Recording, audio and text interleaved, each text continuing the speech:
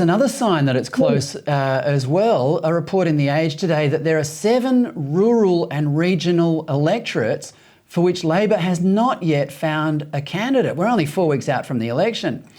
Now, Daniel, we've seen some high-level departures from the parliamentary party, but why would Labor candidates be hard to find? Do they know something we don't?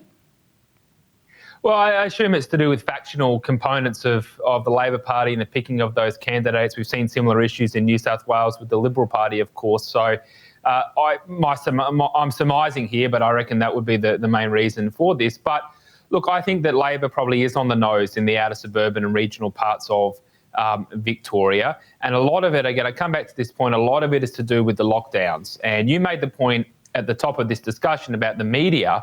The media was in lockstep with the Andrews government when it came to lockdowns. I mean, basically, for about 6 to 12 months, we were basically living in a one-party state where Labor and the coalition supported lockdowns.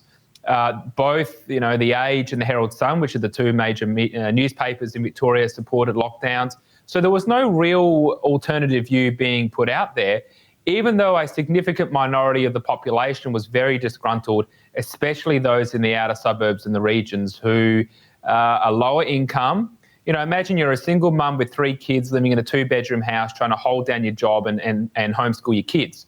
It can't be done.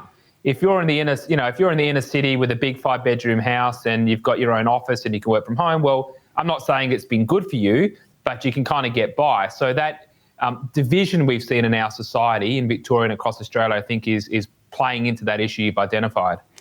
The other thing that's changed recently, I'd say, is that whether or not you agreed with the lockdowns at the time, or, well, if you did agree with the lockdowns at the time as an ordinary citizen, you're now being given plenty of reasons to change your mind about that. Yeah, absolutely. I mean, the fallout from the lockdowns has been significant. I mean, you've been talking about this and Alan has been talking about it, and not enough, but a few others have been talking about it throughout the lockdown, saying, look, this is going to be a big issue. The economic issues of lost jobs and closed businesses, but the mental health, the psychological damage done, particularly to young Australians, has been immense. The lost schooling, the lost opportunities. So I think there's a lot of people that feel that they've been dudded, that they went along with lockdowns and mandates because the major institutions of our society said that they were the right thing to do. And most Australians are fair-minded and said, well, look, maybe this is something we have to go along with. But people are waking up to see that, geez, this has imposed big costs on us. At the moment, we've got more cases and more deaths than we had in the middle of the lockdowns. So why did we have lockdowns to begin with? Weren't they supposed to stop this happening? So people have seen, no, they don't stop them, they defer it. You can't avoid a virus spreading, which is what you said, and we've all been saying this. So I think you're spot on that as the costs have become apparent, people are going, that wasn't good. What was done to us by governments was not right.